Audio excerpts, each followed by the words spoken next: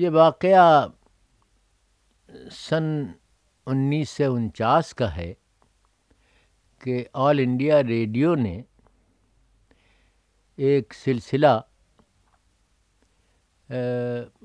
مصوروں کے سلسلے میں ہندوستان کے 5 کلاکار کے عنوان سے پیش کیا تھا۔ اب یہ 5 کلاکار ہندوستان میں کتنے ہی مصور تھے، آپ سوچیں کہ یہ کون ہو سکتے تھے۔ بہرحال ان کے نام تھے، ایک نام تو بہرحال اسے تو ہونا ہی تھا، ابھنندر ناتھ ٹیگور، دوسرا گگنندر ناتھ ٹیگور، تیسرے نند لال بوس،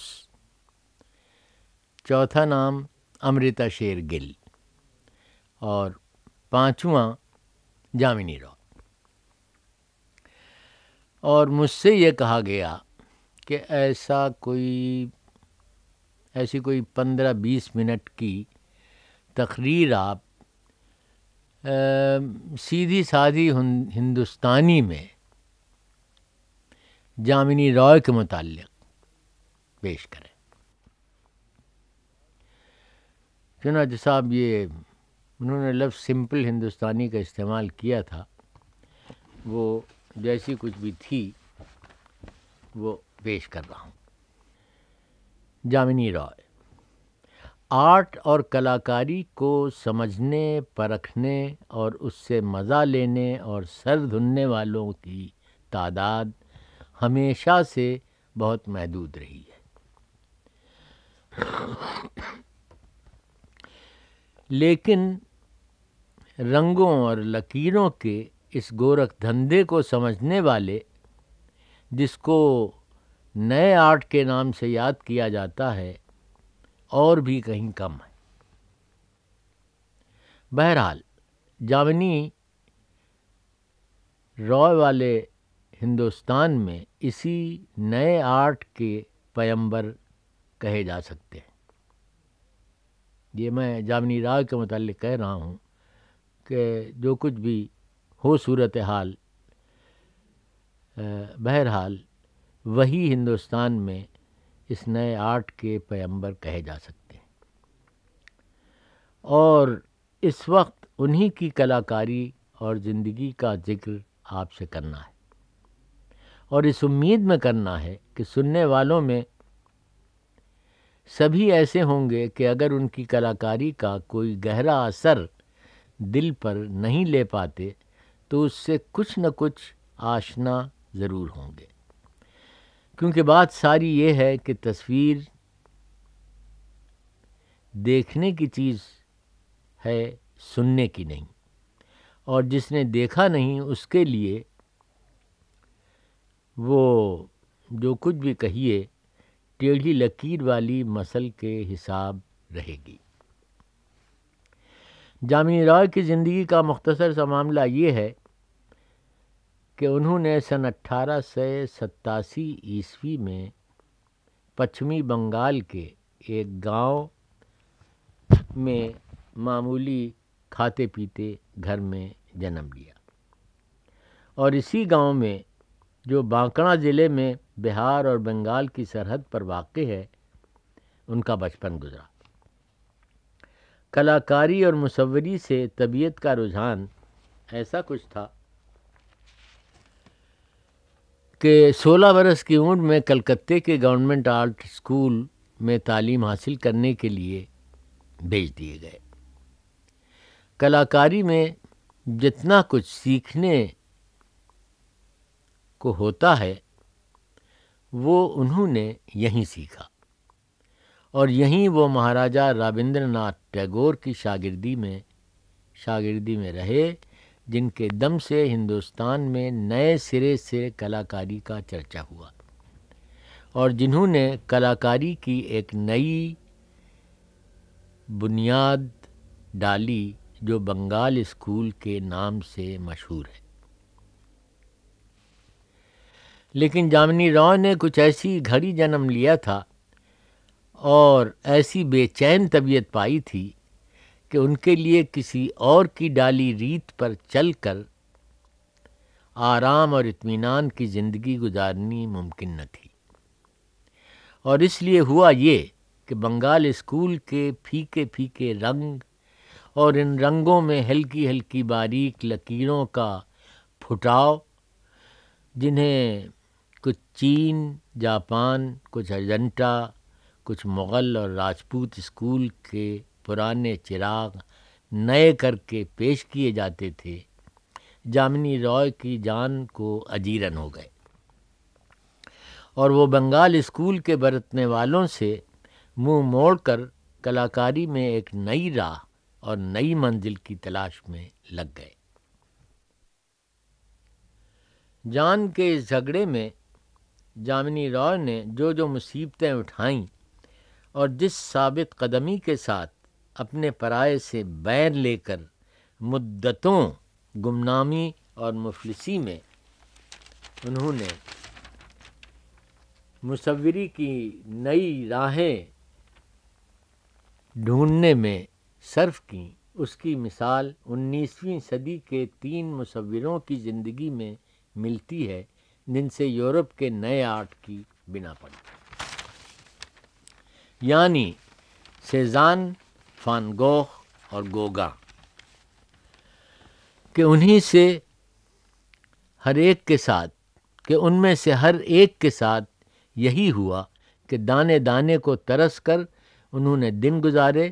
اور زندگی میں ان کی وہ تصویریں کوڑی مول بکیں جو اب ہزاروں میں ایک ہاتھ سے دوسرے ہاتھ تک پہنچتی۔ انہوں نے بھی یورپ کی مصوری کی پرانی راہوں کو چھوڑ کر اپنے اپنے رنگ میں ایک نئے انداز کی بنیاد ڈالی۔ فرق یہ ہے کہ انہوں نے اس راہ میں بڑی حد تک افریقہ اور ایشیائی پرانی بت تراشی اور مصوری کی بنیادوں پر اپنی تصویروں کے رنگ روپ اور نقشے قائم کیے، اور جامنی رائے نے سبھی کچھ دیکھا، سمجھا اور کیا، لیکن آخر میں اپنی طرح کی بنیاد ان سیدھے سادھے نقشوں کو قرار دیا جو بنگال کے کھلونوں میں صدیوں سے مٹی کے برتنوں، دیواروں پر بنتے چلے آئے ہیں، کیونکہ جامنی رائے کی کلاکاری کسی ایک طرح پر محدود نہیں رہی ہے، اور کبھی کبھی انہوں نے 20 تصویریں اس انداز میں بھی کی ہیں کہ ان پر فان گوخ، اوتریلو، کلے اور یورپ کے دوسرے نئی ریت کے مصوروں کا گمان ہو،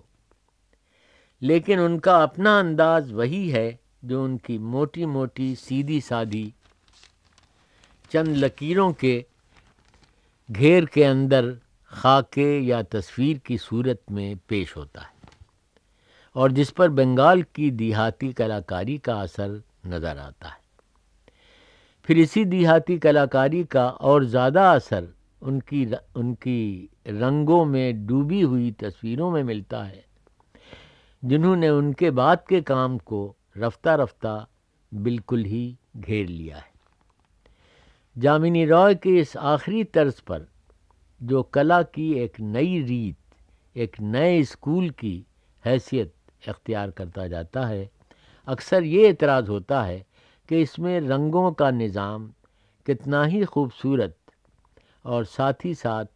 اچانک بے دھڑک اور زوردار ہو، لیکن اس میں کم و بیش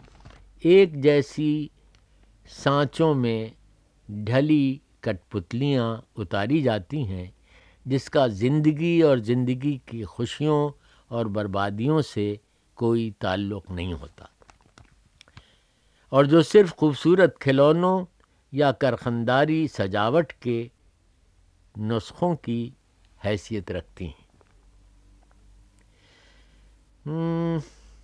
یہ اعتراض ایک حد تک صحیح بھی ہے اور غلط بھی۔ غلط یوں کہ جامنی رائے کی مصوری کا مقصد سرے سے یہ نہیں ہے کہ چلتی پھرتی زندگی کی مایا کو پیش کرتے پھریں، بلکہ اس کی گہرائیوں کو سطحی گوناگونیت سے آزاد کر کے آسان سے آسان نقشوں میں حل کر دیں۔ جامنی رائے صورت اور زندگی کو اس طرح پر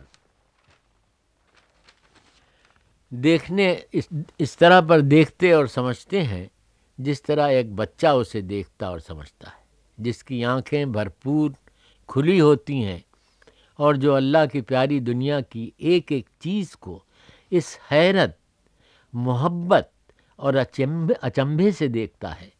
جو زندگی کی الجھنوں میں رفتہ رفتہ بالکل کھوئے جاتے ہیں۔ بات ساری یہ ہے کہ کلاکار ہوتا وہی ہے جس کی نظروں میں اس طرح گھٹے نہ پڑ جائیں۔ اب گھٹے خدا معلوم آج کل کے لوگ سمجھیں کہ کیا ہوتا ہے، بہرحال کارن اس کو انگریزی میں کہتے ہیں، وہ سمجھ لیں۔ اس طرح گھٹے نہ پڑ جائیں اور جس کی تحیر اور اچنبھے کی حسین حصیں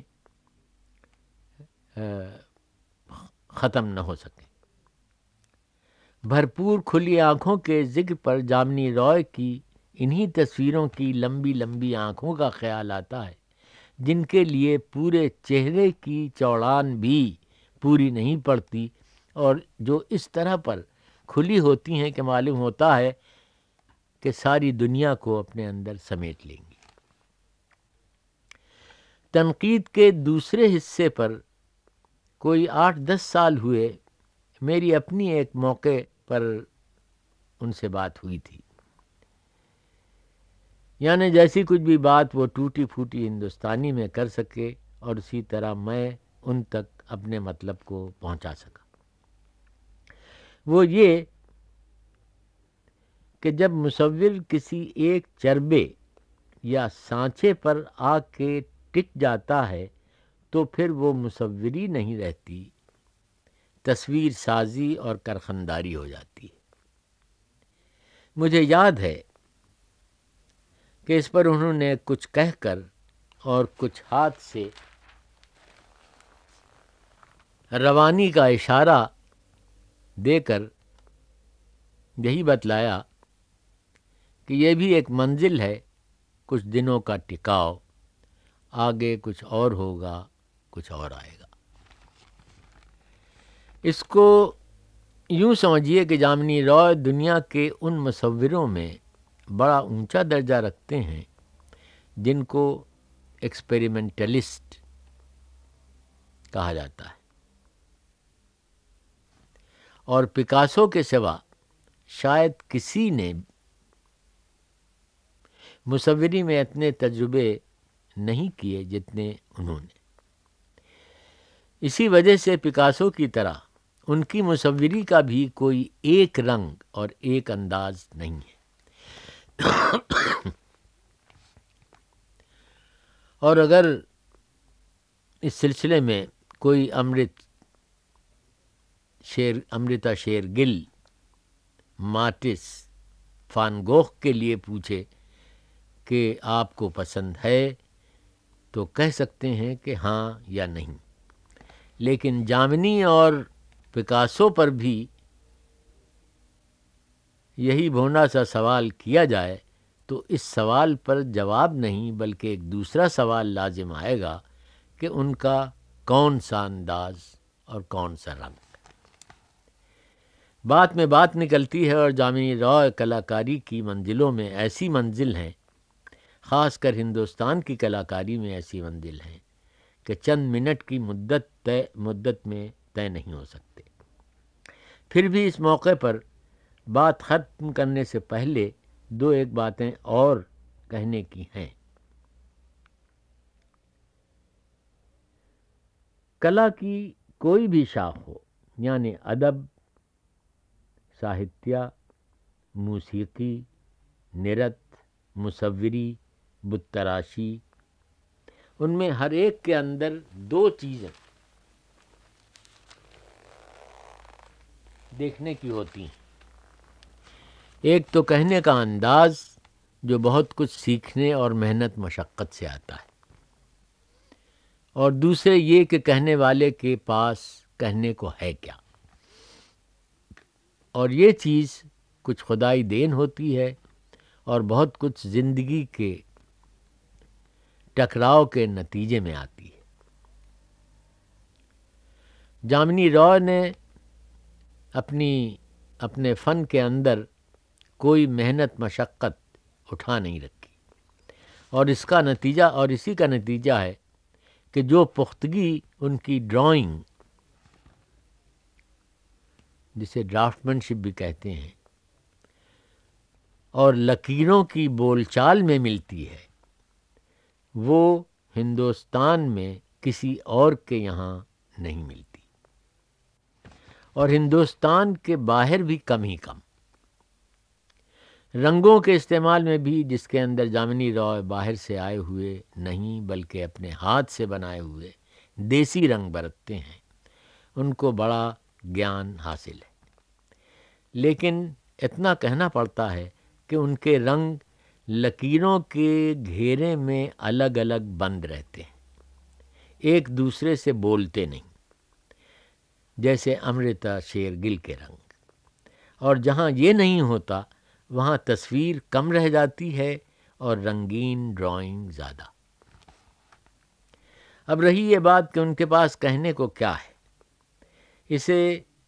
سمجھنے کے لیے تھوڑا سا امرت شیرگل سے موازنہ کرنے میں آسانی رہے گی۔ امرتا شیرگل کے پاس کہنے کو ہیں ہاتھی، گھوڑے، اونٹ، مل مل کے بیٹھے ہوئے لڑکے، لڑکیاں، سنورتی ہوئی دلہنیں، چکی پیستی ہوئی عورتیں، بازار کو جاتی ہوئی نر ناریوں کے جھرمٹ، قشقہ کھینچے ہوئے دکھنی برہمچاری، ننھی عمر کی بیاہی بچی، اور یہ سب اس طرح کہ معلوم ہوتا ہے کہ زندگی کی یہ سب صورتیں، یہ سارے معاملے پہلی بار ان تصویروں میں نظر سے گزرے ہیں۔ جامنی رائے کے یہاں زندگی کے یہ نجی معاملے کم ملتے ہیں، ان کے یہاں کہنے کے لیے رام بنواس، سیتا کی ستی، رادھکا رانی، کرشن لیلا، شری چیتنیہ، کرشنا بلرام، اور یہ سارے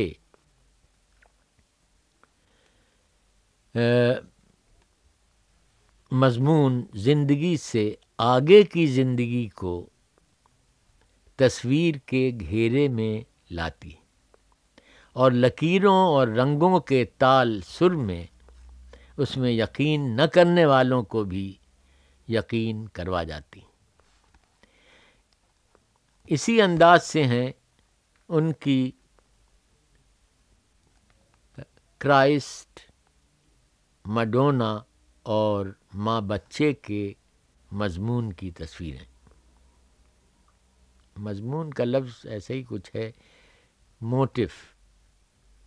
عام طور پہ انگریزی میں یہ لفظ آتا ہے، اور میرے خیال میں اکثر لوگ اس کو بہتر طور سے اس لفظ کے حوالے سے سمجھیں گے۔ جی ہاں، تو اور بات کہنے کی یہ ہے کہ اس زمین میں جو صدیوں سے یورپ کی مصوری کی بیتی زمین رہی ہے، چہیتی زمین رہی ہے، جامنی رائے نے جس طرح جڑیں پکڑی ہیں اور ان جڑوں کو جس طرح اپنے جی جان سے سینچا ہے، وہ بہت ہی کم مصوروں کی قسمت میں آیا ہے۔ کہتے ہیں کہ آدمی جب سہے تب کہے، اور مسیحی سولی جب تک دل میں نہیں اترتی اس وقت تک یہ سب کسی کے پلے نہیں پڑتا، اور جامنی رائے پر اس مامتا سے بھری خون سے سینچی کہانی کا بہت گہرا اثر معلوم ہوتا ہے۔ وقت پورا ہوا اور بات پوری کیا آدھی بھی نہ ہونے پائی، لیکن جو کچھ بھی اس وقت کہا گیا ہے اس سے شاید جامنی رائے کی ہندوستان اور دنیا کی کلاکاری میں جو درجہ ہے اس کا کچھ اندازہ ہو سکے۔ ایک حد تک شاید یہ بھی کہ جامنی رائے کی تصویروں میں جتنا پہلے نظر آتا ہو اس سے کچھ زیادہ نظر آنے لگے، کیونکہ اگر یہ نہ ہوا تو سارا کہا سنا بیکار رہا۔